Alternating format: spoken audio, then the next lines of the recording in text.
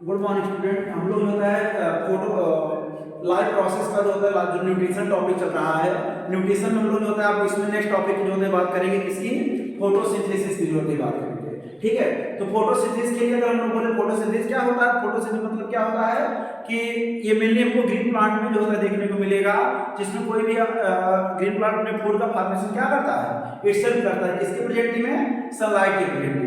जैसे यहाँ पर अगर हम लोग जो फोटोसिंथेसिस की बात करें, फोटोसिंथेसिस मींस जब कोई भी प्लांट होता है एटमॉस्फेयर से क्या लेता है, CO2 लेता है, और सॉइल से क्या लेता है, H2O लेता है ना। किसके प्रेजेंट में, सनलाइट और क्लोरोफिल के प्रेजेंट में अपने फूड का फॉर्मेशन इटसेल्फ करे किसके रूप में, ग्लूकोज के रूप में, या क्या रिलीज करे, कार्बन डाइऑक्साइड रिलीज करे।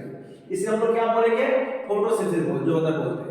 या अगर हम लोग जो होता है बोले, अगर और रिएक्शन की हम लोग बात करें तो सेकंड रिएक्शन ये भी कभी-कभी आपको जो है देखने को मिलेगा कि 6CO2 + H2O give out 6 + 6O2 gives out 6H2O। ठीक है, कभी-कभी ये भी फोटोसिंथेसिस का रिएक्शन। तो अगर जैसे इसमें क्वेश्चन जो होता है, जो अगर हम लोग बात करें क्वेश्चन इसमें जो होता है कैसे फॉर्म होंगे, जैसे कभी-कभी फोटोसिंथेसिस और रेस्पिरेशन दोनों एक दूसरे का अपोजिट होता है। मतलब फोटोसिंथेसिस में हम लोग जो होता देख रहे हैं ना, इस CO2 या H2O यूज हो रहा है, निकल क्या रहा है, 6 O2 निकल रहा है ना। लेकिन रेस्पिरेशन इसका अपोजिट होता है, मतलब वहां पर O2 और 6 यूज होगा और निकलेगा क्या, CO2 और H2O वहां पर रिलीज होता है। ठीक है, इसलिए हम लोग बोलते हैं जैसे अगर हमारे इन्वायरमेंट को जो होता है पोल्यूशन फ्री अगर जो है करने के लिए हम लोग बोलते हैं, तो कौन सा प्रोसेस की हमको रिक्वायरमेंट होती है, तो आप क्या बताओगे उसमें, फोटोसिंथेसिस। रेस्पिरेशन में नहीं, क्योंकि फोटोसिंथेसिस में प्लांट क्या करता है, एटमॉस्फेयर से CO2 को लेता है और एटमॉस्फेयर में O2 क्या करता है, रिलीज करता है। ठीक है, इसलिए हम लोग बोलेंगे कि जो पोल्यूशन को जो होता है फ्री करने का फंक्शन होता है एटमॉस्फेयर हमारे करता है, वो मेनली कौन प्रोसेस होता करेगा, फोटोसिंथेसिस प्रोसेस करेगा। रेस्पिरेशन प्रोसेस जो होता है नहीं होता है। ठीक है, तो अब यहाँ पर ये तो फोटोसिंथेसिस प्रोसेस होगा, लेकिन हम यहाँ पर हम बात करेंगे फोटोसिंथेसिस होता कहाँ पर, क्योंकि सभी आदमी में होता नहीं। अगर प्लांट में भी हमको देखने को मिलता है तो मेनली कहाँ पर देखने को मिलता है, प्लांट में हम लोग बात करें तो कहाँ पर होगा, मेनली उसके लीफ वाले पार्ट में होगा। प्लांट का मेनली कौन सा स्ट्रक्चर, लीफ वाला जो पार्ट होता है वहीं पर हमको क्या देखने को मिलेगा, फोटोसिंथेसिस प्रोसेस देखने को मिलता है। ठीक है, अब फोटोसिंथेसिस प्रोसेस देखने को अगर मिलेगा तो उस लीफ को अगर हम लोग इंटरनल मतलब उसके स्ट्रक्चर की अगर हम लोग बात करें तो सबसे पहले अगर हम लोग एक्सटर्नल स्ट्रक्चर की बात करें, एक्सटर्नल स्ट्रक्चर ऑफ लीफ की बात करें, तो एक्सटर्नल स्ट्रक्चर ऑफ लीफ में हम लोग जानते हैं इसमें क्या क्या पार्ट होता है देखने को मिलेगा, लीफ बेस होगा हमारा, पेटियोल होगा, बेस होगी या लेमिना। ठीक है, ये हमको पार्ट देखने को मिलेगा उसमें ना। अब जैसे हम लोग अगर लीफ की बात करें, जैसे ये हमारा क्या होगा, स्टेम होगा या ब्रांच होगा। अगर स्टेम या ब्रांच जो यहाँ पर पाई जा रही है, इस ब्रांच से जो अटैचमेंट जहाँ पर पार्ट रहेगा इसको हम लोग क्या बोलेंगे, लीफ बेस। ये हमारा क्या है, लीफ बेस है। यहाँ पे थिन लाइक स्ट्रक्चर और निकलेगा, इसको हम लोग क्या बोलेंगे, ये पेटियोल बोलते हैं। इसी की बेस पर लीफ टू टाइप का होता है, एक होता है पेटियोलेट और एक होता है सेसाइल। पेटियोलेट और सेसाइल, अगर सेसाइल रहेगा तो सेसाइल मींस क्या होता है, पेटियोल अब्सेंट, जिसमें पेटियोल ना पाया जाए उसको आप क्या बोलोगे, सेसाइल। और अगर पेटियोल पाया जाएगा तो उसको आप बोलोगे पेटियोलेट। तो ये टू टाइप के होते हैं इनके बेस पर। इसके बाद यहाँ से जो ब्रॉडेस्ट स्ट्रक्चर जो होता है निकलता है, इसको हम लोग क्या बोलते हैं, लैमिनर बोलते हैं, जिसमें हमारा एक मैट्रिक्स जो होता गया होता है और इसमें डिफरेंट टाइप से क्या निकली होती है, वेव्स निकली होती है। ठीक है, तो ये हमारा किसका स्ट्रक्चर है, लीफ का। कैसा स्ट्रक्चर है, एक्सटर्नल। अगर हम लोग लीफ को एक्सटर्नली होते देखते हैं, क्योंकि हम लोग जानते हैं कितना भी अब हम लोग इकोसिस्टम में जो होते पढ़े हैं कि अगर सनलाइट को जो होता है कोई भी लीफ क्या करता है, ट्रैप करता है, पकड़ता है उसको, तो उसमें से जितना भी सनलाइट जो होता है लीफ के ऊपर गिरेगा उसमें से ओनली 1% ही क्या करता है, सनलाइट से यूज होता है। कहाँ पर, लीफ के सरफेस के थ्रू जो होता है मेनली यूज होता है। ठीक है, तो ये लीफ के सरफेस के थ्रू जो होता है यूज होगा। तो अगर एक्सटर्नली होता है स्ट्रक्चर हम देखेंगे कि हमारा ये क्या हो गया, हमको लैमिनर देखने को मिलेगा ये ना, और इसके बीच में हमारा मेम्ब्रेन क्या रहेगा, और इसमें बहुत सारे जो होता है थिन स्ट्रक्चर ग्रुप में जो होता है क्या निकले रहेंगे, वेल्स जो होते हैं, क्या निकली होती है, वेल्स जो होते हैं स्ट्रक्चर ग्रुप में जो होते निकली होती। ठीक है, ये तो हमारा किसका स्ट्रक्चर हो गया, एक्सटर्नल स्ट्रक्चर आप जो होता है लीफ की। अब हम लोग जो होता है बात करेंगे फोटोसिंथेसिस के लिए। लेकिन अगर हम लोग दूसरे प्रोसेस किसके लिए बात करें, इंटरनल स्ट्रक्चर ऑफ लीफ, किसकी बात करेंगे, इंटरनल स्ट्रक्चर ऑफ लीफ की जो होती है बात करेंगे। तो इंटरनल स्ट्रक्चर ऑफ लीफ के लिए जो होता है हम लोग देखते हैं क्या क्या पाया जाता है इसमें। Internal structure of leaf. अगर हम लोग जो होता है इंटरनल स्ट्रक्चर ऑफ लीफ, अगर इंटरनल स्ट्रक्चर ऑफ लीफ की बात करें, मतलब अगर लीफ को इंटरनली हम लोग जो होता है देखें तो उसमें जो होता है क्या क्या पार्ट हमको जो होता है देखने को मिलेगा। तो इंटरनली जो होता है स्ट्रक्चर देखने पर हमको जो होता है उसमें डिफरेंट जो होता है पार्ट देखने को जो होता है मिलते हैं, जिसमें हमारा क्या होता है, इसमें इंटरनल स्ट्रक्चर देखने पर लीफ में उसमें हमको दो एपिडर्मिस मिलेगा, एक ऐसे आउटर साइड में से एपिडर्मिस मिलेगा, एक ऐसे बाहर की ओर हमको जो होता है एपिडर्मिस ऐसे देखने को मिलेगा। तो ये एपिडर्मिस कहां पे है, बाहर की ओर होता है। तो एपिडर्मिस जो होता है बाहर की ओर होने के कारण इसको हम लोग क्या बोलते हैं, इसको हम लोग बोलते हैं अपर एपिडर्मिस। और एक इसमें क्या होता है, लोअर साइड में भी जो होता है एपिडर्मिस जो पाया जाता है, और इसीलिए लोअर एपिडर्मिस में क्या होता है, जगह जगह ऐसे स्पेस होता है पाया जाएगा, जगह जगह क्या पाया जाएगा, स्पेस होता है पाया जाएगा। इसको हम लोग बोलेंगे क्या, स्टोमेटा। ये हमारा क्या हो गया, अपर एपिडर्मिस, और ये क्या होता है, लोअर एपिडर्मिस। ये टू टाइप के हमको एपिडर्मिस इसमें देखने को मिलेंगे, ठीक है, अपर एपिडर्मिस और लोअर एपिडर्मिस जो होता रहेगा। तो ये एपिडर्मिस चारों तरफ से क्या होता है, एक लेयर के थ्रू इससे कवर होता है, बाहर से लेयर के थ्रू इससे कवर रहेगा। इस लेयर को हम लोग क्या नाम देते हैं, क्यूटिकल इसे बोलते हैं। इस लेयर को हम लोग क्या बोलेंगे, क्यूटिकल जो होता है बोलते हैं, जो कि प्लांट को क्या करता है, प्रोटेक्शन के लिए जो होता है मेनली हमको देखने को मिलता है। ये बाहर की ओर होता लगा रहेगा, कहां पर रहेगा, एपिडर्मिस के जस्ट आउटर साइड में जो होता है पाया जाता है।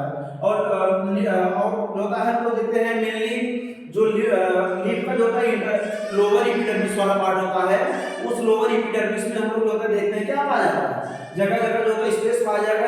इस स्पेस को हम लोग क्या बोलेंगे, स्टोमेटा। इसको क्या बोलते हैं हम लोग, स्टोमेटा जो होता है बोलते हैं।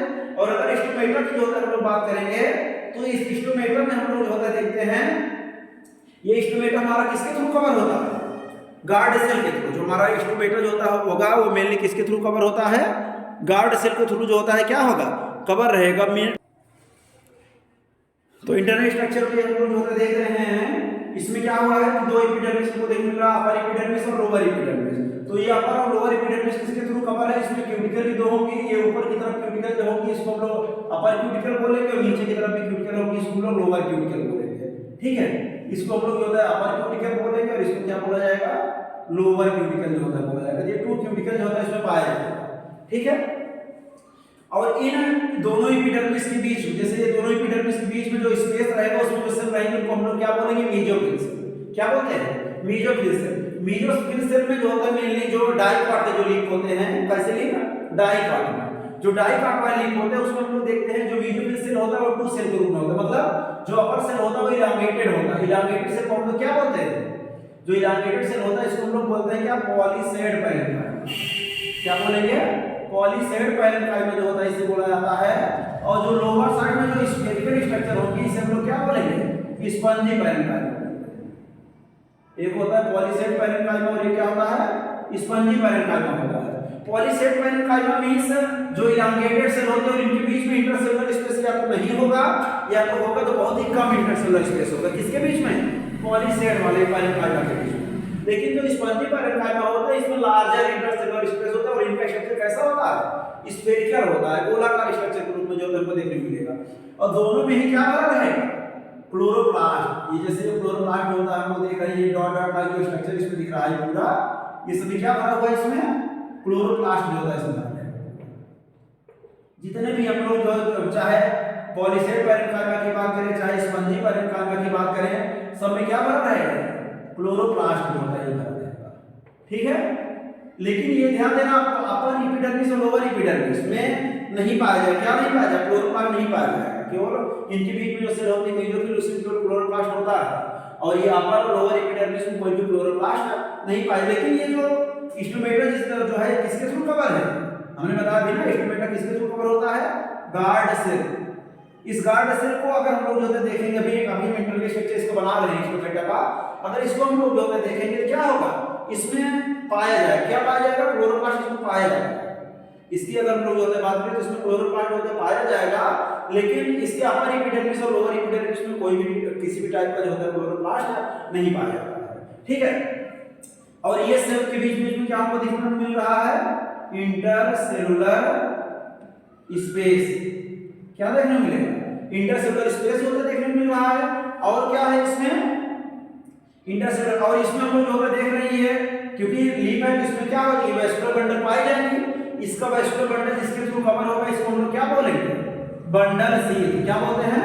Bundle sheath. Bundle sheath means क्या होता है कि जो वेस्कुलर बंडल को चारों तरफ से कवर किए होता है। वेस्कुलर बंडल में ये ऊपर की तरफ क्या है? यहाँ जाइलम होता है जो वाटर को ट्रांसपोर्ट करने में हेल्प करता है, और नीचे क्या होता है? फ्लोएम, जो किसको ट्रांसपोर्ट करता है? मेनली फूड को। इन दोनों को मिलाकर हम लोग वी मतलब वेस्कुलर बंडल, वेस्कुलर बंडल इनको हम लोग जो बोलते हैं। जाइलम और फ्लोएम को मिलाकर हम लोग क्या बोलते हैं? वेस्कुलर बंडल इन्हें बोलते हैं। ठीक है, जो वाटर को जैसे जाइलम जो होता है वाटर को कंडक्ट करता है प्लांट में, रूट से प्लांट की पूरे बॉडी में, और जो लीफ क्या करती है? फूड को बनाती है, तो उसका ट्रांसपोर्टेशन जिसके थ्रू होता है उसको हम लोग क्या बोलते हैं?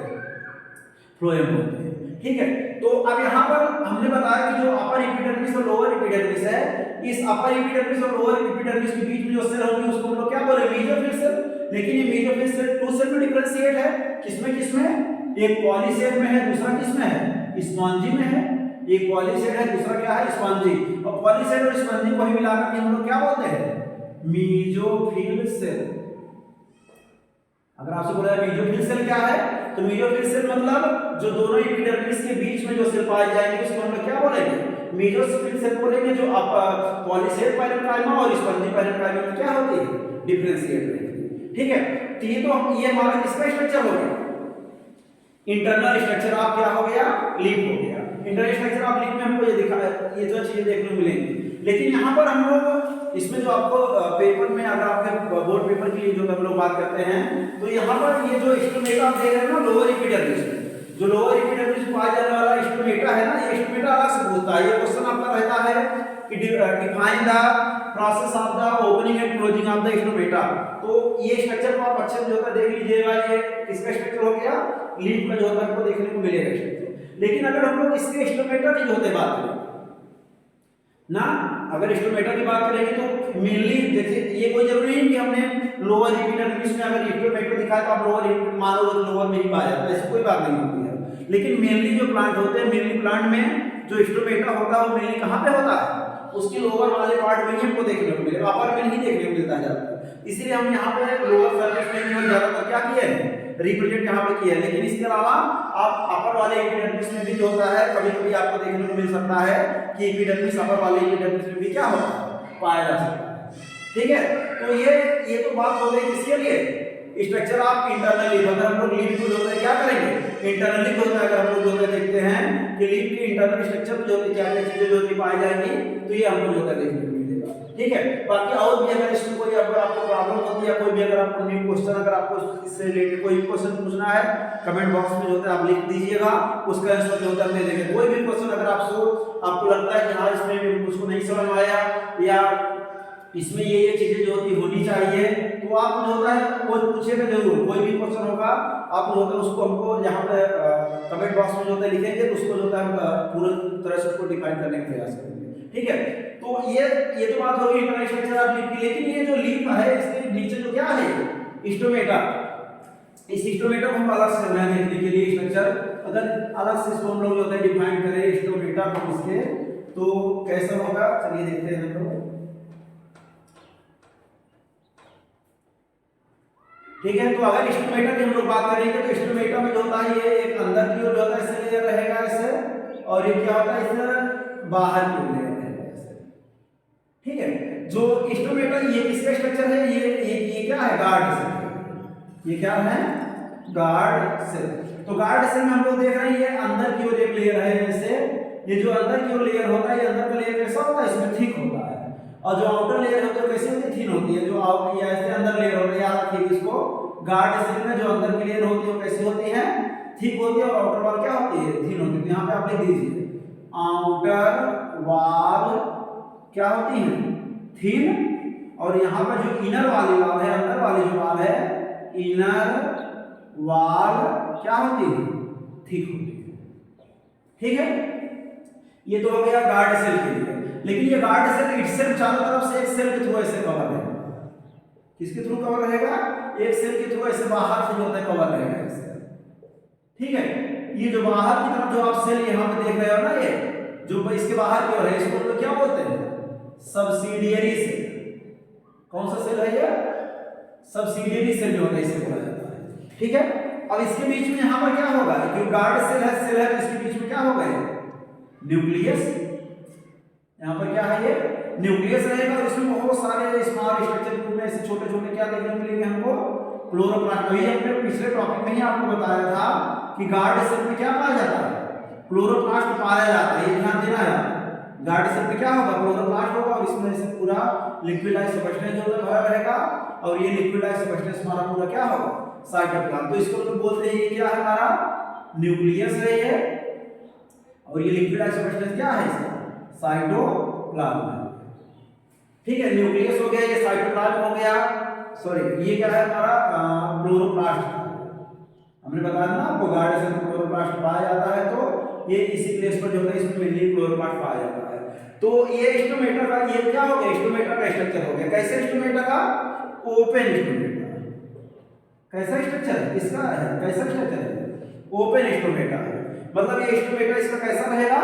ओपन जो होता रहेगा। अगर क्लोज की अगर हम लोग बात करें क्लोज स्टोमेटा के लिए, तो क्लोज स्टोमेटा का भी आप जो होता है ऐसे स्ट्रक्चर बना लीजिएगा।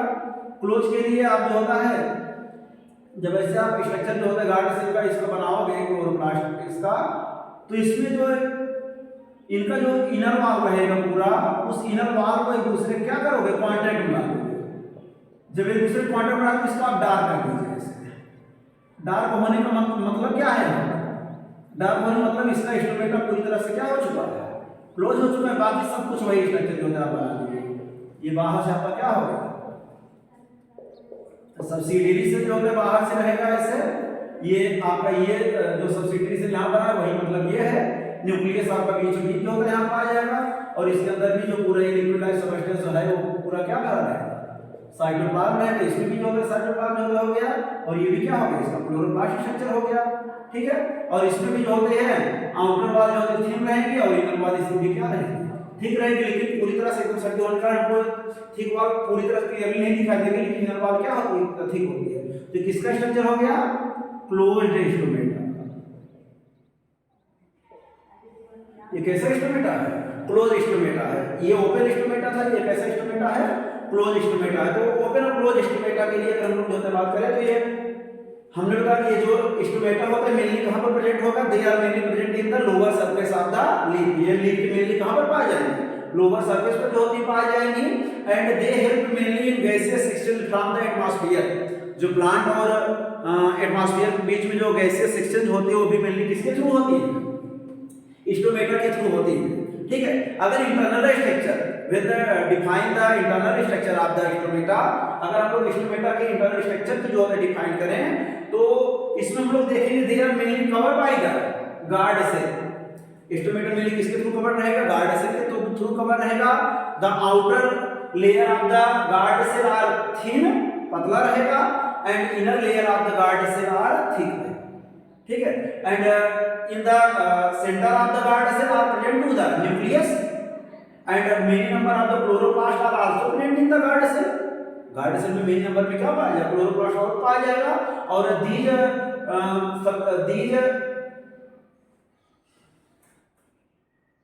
guard cell are also covered by a subsidiary cell. Clear? And these are the structure of the opening stomata. And when the define the structure closed stomata, this process mainly occur in the night time. ये हमको कब देखने को मिलता है? Mainly रात के समय जो को देखने को मिलता है, क्योंकि रात में स्टोमेटा क्या हो जाता है? क्लोज हो जाता है। मतलब उसमें गार्ड से एक दूसरे कांटेक्ट में आ जाते हैं, जिसके द्वारा उसका स्टोमेटा क्या हो जाएगा? क्लोज हो जाता है। ठीक है, ये कब का ये कैसा है? ये अगर नाइट में, क्योंकि धीरे धीरे जैसे मॉर्निंग होता है, जैसे हम लोग मॉर्निंग में देखते हैं, तो जैसे मॉर्निंग अगर होगा तो धीरे धीरे स्टोमेटा क्या होने लगता है? ओपन होने लगता है। और जैसे जैसे आपका जो होता है टाइम बढ़ता जाएगा, जैसे आफ्टरनून टाइम आ जाएगा, आफ्टरनून में स्टोमेटा पूरी तरह से ओपन होगा। ठीक है, ऐसे रहेंगे। लेकिन जैसे जैसे फिर से इवनिंग होना शुरू हो जाएगा, इस धीरे स्टोमेटा एक दूसरे क्लोज में आना शुरू हो जाता है। जब स्टोमेटा ऐसे एक दूसरे क्लोज में आना शुरू हो जाएगा, इससे होता है इवनिंग आते थे स्टोमेटा ऐसे क्या हो जाएंगे? सट जाएंगे। जब भाई स्टोमेटा ऐसे उसके गार्ड से इनर वाले से सट जाए एक दूसरे से, इसका मतलब क्या हो गया? स्टोमेटा क्लोज हो गए। और डे टाइम में स्टोमेटा ऐसे ओपन होता रहेगा, अगर ऐसे स्टोमेटा आपका एक दूसरे से दूर हो जाएगा वो, तो इसको हम लोग क्या बोलेंगे, ओपन स्टोमेटा हो गया। तो ये sugar starch sugar conversion theory के प्लस आयन एक्युमुलेशन थ्योरी इसको डिफाइन करता है। इस पे ट्रेनिंग आप लोग 11th में जो है पढ़ेंगे, 10th में जो है पूरी तरह डिफाइन नहीं किया गया है, इसलिए आप लोग गार्ड सेल तक के स्ट्रक्चर को जो होता है इसमें मेनली हम लोग देखते हैं। ठीक है, तो ये गार्ड सेल के स्ट्रक्चर है। बाकी और अगर आपको स्टोमेटा से रिलेटेड कोई भी अगर आपको क्वेश्चन ना समझ आया हो, आप कमेंट बॉक्स में लिख करके इससे रिलेटेड सभी क्वेश्चन को आप पूछ सकते हो उसमें। ठीक है, बाकी और कोई प्रॉब्लम होता है जिसमें आप हमसे इसको पूरी तरह से कंप्लीट कर सकते हैं। ये तो बात हो गई किसके लिए, स्ट्रक्चर आप मतलब साइड आप फोटोसिंथेसिस के, फोटोसिंथेसिस प्रोसेस कहां पे होता है उसके लिए हम लोग ध्यान देंगे। लेकिन अब हम लोग जो होता है बात करेंगे किसके लिए, हम लोग बात करेंगे अब जो फोटोसिंथेसिस में रिएक्शन होता है, मतलब फोटोसिंथेटिक रिएक्शन की अगर हम लोग बात करें, ये फोटोसिंथेटिक रिएक्शन क्या होता है। ठीक है, तो अब इसमें नेक्स्ट टॉपिक हमारा क्या रहेगा, फोटोसिंथेटिक रिएक्शन। फोटोसिंथेटिक रिएक्शन की जो हम लोग बात करेंगे, तो फोटोसिंथेटिक रिएक्शन के लिए अगर हम लोग जो होता है देखते हैं, तो फोटोसिंथेटिक रिएक्शन मींस क्या होता है कि ऐसा रिएक्शन जो फोटोसिंथेसिस प्रोसेस में इन्वॉल्व होती है। ठीक है, उसको हम लोग क्या बोलेंगे, फोटोसिंथेसिस बोलेंगे। अब ये फोटोसिंथेसिस हमने बताया होती कहां पे है, क्लोरोप्लास्ट में होती है। और क्लोरोप्लास्ट के लिए अगर थोड़ा सा लोग होता है यहाँ पर थोड़ा स्ट्रक्चर बात करें क्लोरोप्लास्ट के लिए, तो क्लोरोप्लास्ट डबल सेल ऑर्गेनेल्स है, मतलब ये डबल लेयर के थ्रू ऐसे कवर रहेगी, डबल लेयर जो होता है क्लोरोप्लास्ट में होता है ऐसे पाया जाएगा। ठीक है, और इसमें जो होता है मेनली कॉइन लाइक स्ट्रक्चर में होता पाया जाएगा। इस कॉइन लाइक स्ट्रक्चर को हम लोग क्या बोलेंगे, ये ग्रेना ऐसा है, ये क्या है ग्रेना, और इसमें पूरा क्या भरा रहेगा, लिक्विड सब्सटेंस होता है भरा रहेगा, और इसमें पूरा कॉइन लाइक स्ट्रक्चर ऐसे आप जो है पूरा बना दीजिए इसमें कॉइन लाइक स्ट्रक्चर। ये जो कॉइन लाइक स्ट्रक्चर है, बाकी इसके अंतर्गत इसका क्या पाया जाता है, डीएनए, और इसके अलावा क्या पाया जाता है, इसमें राइबोसोम भी जो होते पाए जाते हैं। ये क्या हो गया, इसका डीएनए हो गया, और ये क्या होता है राइबोसोम, क्योंकि सेल ऑर्गेनेल्स में राइबोसोम पाया जाता है, इसलिए कैसा राइबोसोम होगा, 70S होता है राइबोसोम होगा। और ये जो लिक्विड लाइक सब्सटेंस में पूरा भरा हुआ इसको आप क्या बोलोगे, ग्रेना, सॉरी स्ट्रोमा इसको बोलेंगे, लिक्विड लाइक सब्सटेंस को स्ट्रोमा बोलेंगे, और जो कॉइन लाइक स्ट्रक्चर है दूसरे ऊपर पाया जाएगा इसको क्या बोला जाएगा, ग्रेना जो होता है बोलते हैं। ठीक है, इतना चीजें हमको जो होता है इसमें दिखाई देंगी। ये तो structure of normal structure of किसका है, ये क्लोरोप्लास्ट का। इसको हम क्यों देखें, क्योंकि जो हम लोग फोटोसिंथेटिक रिएक्शन पढ़ने जा रहे हैं, इस फोटोसिंथेटिक रिएक्शन में इसका जो होता है यूज होता है, ग्रेना और स्ट्रोमा का मतलब होगा इसमें, इसीलिए हम इसको बता रहे हैं। चलिए हम यहाँ पे देखते हैं फोटोसिंथेटिक रिएक्शन की जो बात करते हैं, इसमें से आपको अभी और डिटेलिंग बताएंगे नेक्स्ट टॉपिक में। अभी तो केवल हमने इंट्रोड्यूस आपको कराया क्लोरोप्लास्ट में चीजें जो पाई जाती हैं। लेकिन अगर हम लोग फोटोसिंथेटिक रिएक्शन की बात करें, तो फोटोसिंथेटिक रिएक्शन मतलब ऐसा रिएक्शन जो फोटोसिंथेटिक प्रोसेस में इन्वॉल्व होता है, उसे हम क्या बोलते हैं, फोटोसिंथेटिक रिएक्शन। और फोटोसिंथेटिक रिएक्शन कितने होंगे, मल्टीट्यूड रिएक्शन होते हैं। एक को हम लोग क्या बोलेंगे, लाइट रिएक्शन बोलेंगे, और एक को क्या बोलेंगे, डार्क रिएक्शन बोलेंगे। एक को बोला जाएगा क्या, लाइट रिएक्शन, एक को बोला जाएगा, एक को क्या बोलते हैं, डार्क रिएक्शन। तो नाम से तो सबसे पहले हम लोग इसको डिफाइन करते हैं किसके लिए, लाइट रिएक्शन के लिए बात करते हैं।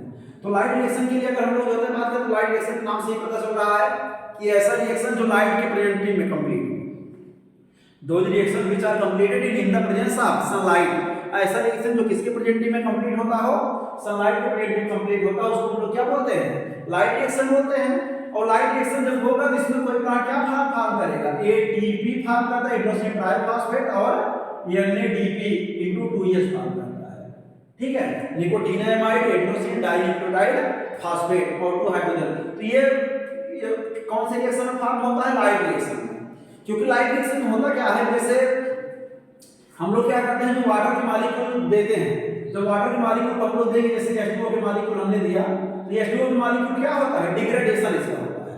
डिग्रेडेशन होगा तो किसमें होगा, H+ OH- होगा। तो अगर यहाँ पे 4H2 मॉलिक्यूल लेते हैं, यहाँ 4H+ निकलता है और 4OH- निकलता है। ठीक है, बैलेंस करने के लिए। तो अब यहाँ 4H+ और 4OH-, और इसके बाद ये जो 4OH- है ना, ये 4OH- क्या करता है, आपस में मिलकर के क्या फॉर्म कर लेता है, 2H2O बना लेता है, प्लस क्या निकाल देता है, O2 निकाल देता है। ठीक है, लेकिन अब यहाँ पर ये तो यूज हो गया इसका यहाँ पर, लेकिन यहाँ पर क्या बचा है, 4H+ बचा है। ये जो 4H+ यहाँ बचा है, ये 4H+ जो होता है हम लोग देखते हैं क्या करता है, इस 4H+ में जो होता है ये मेनली यूज होता है किसमें, जैसे ये जो 4H+ है ये जब यूज होगा किसके साथ, NADP+ के साथ जब होता है यूज होता है क्या बनाता है, NADP×2H बनाता है। ठीक है, और दूसरा चीजें क्या होती हैं, जो हमारा ADP होता है वो जब किससे मिलता है, IP मतलब इनऑर्गेनिक फास्फेट, जब इनऑर्गेनिक फास्फेट से मिलता है तो क्या बनाता है, ATP बनाता है।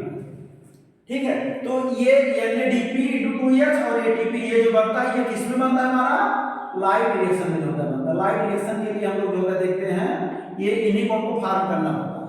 ठीक है, तो ये तो हो गया लाइट रिएक्शन के लिए कि ऐसा रिएक्शन जो सनलाइट के प्रोजेक्टिव कंप्लीट हो, और इसमें जो होता है और एक चीज और इंपॉर्टेंट बात है कि ये हमेशा क्लोरोप्लास्ट कहां पर होगा, ग्रेना, क्लोरोप्लास्ट के ग्रेना वाला जो पार्ट होता है उस ग्रेना वाले पार्ट में मेनली कंप्लीट होने वाला पार्ट कौन सा होता है, लाइट रिएक्शन होता है। ठीक है, अब इसके बाद होता है, और इस लाइट रिएक्शन जब भी होगा इसमें क्या बनेगा, ATP और NADP बनेगा। उस ATP और NADP के बनने के लिए क्या होता है, ये H2O का मॉलिक्यूल का डिग्रेडेशन होगा तो ये छोटा सा OH निकलेगा, इसमें OH मॉलिक्यूल जो होता है जिसका फॉर्मेशन होता है H2O और O2 को निकाल देगा, और जो H+ यहां पर बचा हुआ था ये NADP+ के साथ मिलकर क्या बना लेगा, NADP×2L बना लेगा, और जो ADP और होता है वो इनऑर्गेनिक फास्फेट से मिलकर क्या बना लेगा, ATP। ये प्रोसेस कब कंप्लीट होता है, इन द प्रेजेंस ऑफ सनलाइट के लिए होता है, जब सनलाइट रहता है तब के लिए होता है। अब दूसरा टॉपिक हम लोग इसमें बात करेंगे किसके, डार्क रिएक्शन। नेक्स्ट टॉपिक हमारा कौन सा है, डार्क रिएक्शन के लिए अगर हम लोग बात करेंगे, डार्क रिएक्शन। डार्क रिएक्शन के नाम से पता चल रहा है कि ऐसा रिएक्शन जो सनलाइट के एब्सेंटी में, ऐसा रिएक्शन जो किसमें हो, सनलाइट के एब्सेंटी में हो। और ये भी थोड़ा आप ध्यान दीजिएगा, जो भी हम लोग लाइट रिएक्शन पढ़े थे, लाइट रिएक्शन को हम लोग किसके नाम से जानते थे, हिल रिएक्शन। हिल रिएक्शन के नाम से भी उसको जाना जाता है, लाइट रिएक्शन को। थोड़ा उसको ध्यान दीजिएगा क्योंकि हिल साइंटिस्ट ने उसको डिस्कवर किया था, इसलिए उसको हिल रिएक्शन के नाम से भी जाना जाता है। ठीक है, और जो डार्क रिएक्शन होता है, इस डार्क रिएक्शन के लिए हम लोग देखेंगे ये रिएक्शन कब होगा, सनलाइट के एब्सेंटी में। जब कोई भी रिएक्शन किसके एब्सेंटी में, सनलाइट के एब्सेंटी में होता है, तो ऐसे रिएक्शन को हम लोग क्या बोलते हैं, डार्क रिएक्शन होता है बोलते हैं।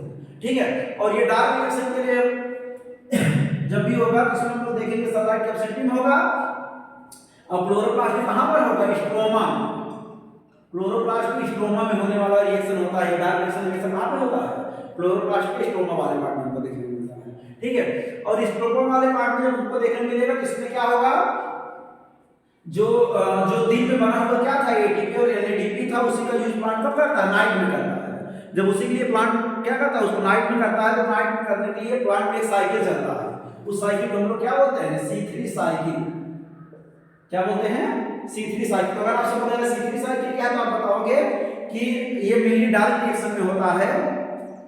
जबकि देखिए अभी 10th तक आपको C3 की साइकिल पढ़ना है, जबकि आप आगे जब जाओगे 11th में पढ़ोगे C3, C4, कैम साइकिल, ये सब आपको डिफरेंट टाइप की साइकिल जो होते देखने को मिले, वो सब किसके लिए होंगे, डार्क रिएक्शन के लिए होंगे। लेकिन आपको यहाँ 10th में जो होता है ओनली किसको पढ़ना है, C3 साइकिल के लिए ही जो होता है केवल पढ़ना है। ठीक है, तो इसलिए C3 साइकिल हम लोग जो होता है यहाँ पे डिस्कस करेंगे इसमें। तो C3 साइकिल के नाम से पता चल रहा है कि C3 साइकिल कब होगी, डार्क में होगी, और इसमें पहला कंपाउंड जो बनेगा जिसका नाम क्या है, 3-फॉस्फोग्लिसरिक एसिड। 3-फॉस्फोग्लिसरिक एसिड ये फर्स्ट कंपाउंड होता है। इसमें कितने कार्बन का होता है, 3 कार्बन। ये पहला कंपाउंड 3 कार्बन का बनता है इसमें, इसीलिए इसको हम लोग क्या बोलते हैं, C3 साइकिल बोलते हैं। C3 साइकिल होने का मतलब कि इसमें जो पहला कंपाउंड बनेगा कितने कार्बन का होगा, 3 कार्बन का होगा, इसीलिए इसको हम लोग बोलते हैं C3 साइकिल बोलते हैं। तो होता क्या है ये साइकिल, चलिए हम लोग डिस्कस करते हैं इस साइकिल के बारे में। प्लांट के लीफ में ऑलरेडी क्या प्रेजेंट होता है, रिबलोज 1,5-बाइफॉस्फेट। रिबलोज 1,5-बाइफॉस्फेट ऑलरेडी कहां प्रेजेंट होता है, प्लांट के लीफ में होता है। जब प्लांट के लीफ में रिबलोज 1,5-बाइफॉस्फेट होता है तो ये रिबलोज 1,5-बाइफॉस्फेट क्या करेगा, एटमॉस्फेयर से क्या लेगा, CO2 लेगा प्लस H2O। कहां से लेगा, एटमॉस्फेयर। ये मतलब एटमॉस्फेयर, क्योंकि CO2 यूज हो रहा है इसलिए इसको लोग बोलते हैं क्या, कार्बोक्सिलेशन। कार्बोक्सिलेशन। ठीक है, तो कार्बोक्सिलेशन होगा तो क्या बनाएगा, 3-फॉस्फोग्लिसरिक एसिड। 3-फॉस्फोग्लिसरिक एसिड बनाएगा। ठीक है, अब ये जो 3-फॉस्फोग्लिसरिक एसिड बना है, ये 3-फॉस्फोग्लिसरिक एसिड जो दिन में बना हुआ था क्या, ATP और NADP/2H, इसका यूज करेगा। ATP एंड NADP/2H का क्या करेगा, यूज करेगा, तो क्या निकालेगा, ADP प्लस NADP प्लस निकालेगा। और तो क्या बन जाएगा यहाँ पे 3-फॉस्फोग्लिसरैल्डिहाइड, 3-फॉस्फोग्लिसरैल्डिहाइड जो है यहाँ पे फॉर्म हो जाएगा। ठीक है, अब जो 3-फॉस्फोग्लिसरैल्डिहाइड जो है यहाँ पे फॉर्म हो जाएगा, तो इसके कुछ मॉलिक्यूल चले जाएंगे इसका फॉर्मेशन करने के लिए, ट्रायोस फास्फेट, क्या बना लेंगे, ट्रायोस फास्फेट जो चला जाएगा इसको बनाने के लिए, ग्लूकोज को बनाने के लिए।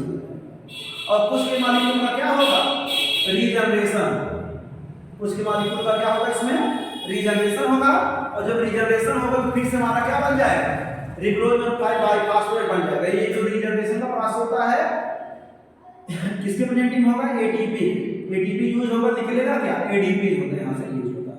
ठीक है, ये प्रोसेस हमारा क्या कहलाएगा, रीजनरेशन जो होगा, इसे बोला जाता है। ठीक है, ये मेन हमारा प्रोडक्ट है जो बनता है, यही हमारा क्या है, इसी को हम लोग बोलते हैं क्या, C3 साइकिल। तो C3 साइकिल की जब भी अगर हम लोग बात करें C3 साइकिल में आप क्या बताओगे कि जो प्लांट के लीफ में ऑलरेडी जो होता है पाया जाने वाला होता है क्या, रिबोलोज 1,5-बाइफॉस्फेट, ये एटमॉस्फेयर से क्या लेता है, CO2 और H2O को लेता है।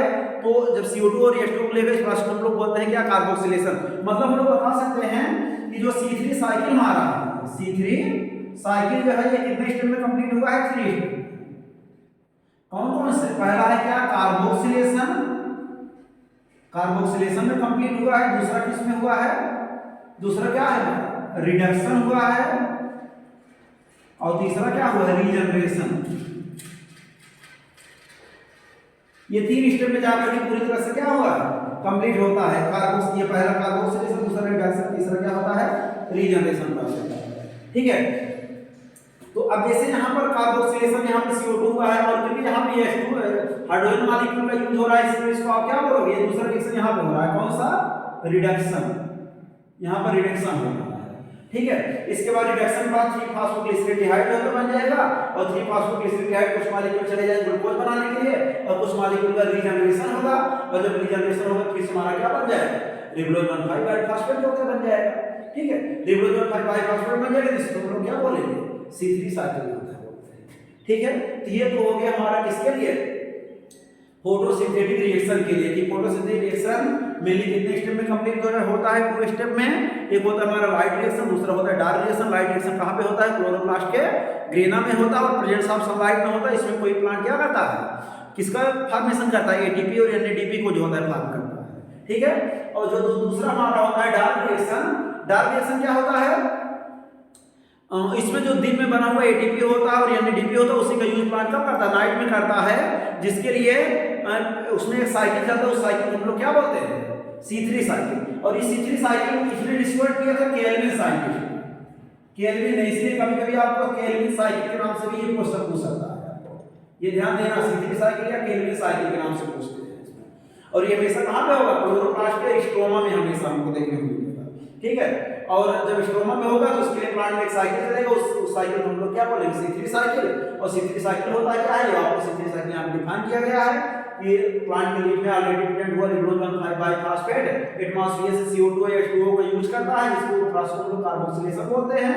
ये पहला स्टेप है कार्बोक्सिलेशन, दूसरा रिडक्शन, तीसरा रीजनरेशन है, जिसके द्वारा 3-फॉस्फोग्लिसरिक एसिड बनता है। ये 3-फॉस्फोग्लिसरिक एसिड ATP और NADP का यूज करके क्या बनाता है, 3-फॉस्फोग्लिसरैल्डिहाइड बनाता है, और ADP प्लस NADP प्लस बाहर निकल जाता है। और ये 3-फॉस्फोग्लिसरैल्डिहाइड फिर क्या करता है, कुछ मॉलिक्यूल चले जाते हैं ग्लूकोज को फॉर्म करने के लिए, और कुछ मॉलिक्यूल का रीजनरेशन होगा, किसकी प्रेजेंटिव में, ATP, और क्या रिलीज होगा, ADP रिलीज होगा, और हमारा फिर से क्या बन जाएगा, रिबोलोज 1,5-बाइफॉस्फेट बन जाएगा। ठीक है, और भी आपको जितना भी टॉपिक आपको फोटोसिंथेसिस से रिलेटेड जो भी आपको क्वेश्चन जो होता है पूछना है, कमेंट बॉक्स में जो होता है लिख करके वो क्वेश्चन को आप जो है पूछ सकते हैं। जितना भी क्वेश्चन हो सकेगा आपको सभी जो होता है इसमें बताया जाएगा। बाकी जितना भी हो सके आपको कोई भी क्वेश्चन अगर आपको पूछना है तो कमेंट बॉक्स में आप लिख करके पूछ सकते हैं। जितना अगर जो भी टॉपिक आपको न समझ में आया हो आप इसमें जो होता है पूरी तरह से कमेंट भी उसको पूछ सकते हैं। ठीक है, बाकी कोई डाउट हो कहीं पर भी आप तुरंत जो होता है उस कमेंट बॉक्स में लिखिए, उसका जो होता है हो सके जितना भी हो सकेगा मैं रिप्लाई उसको दूंगा। ठीक है, थैंक यू।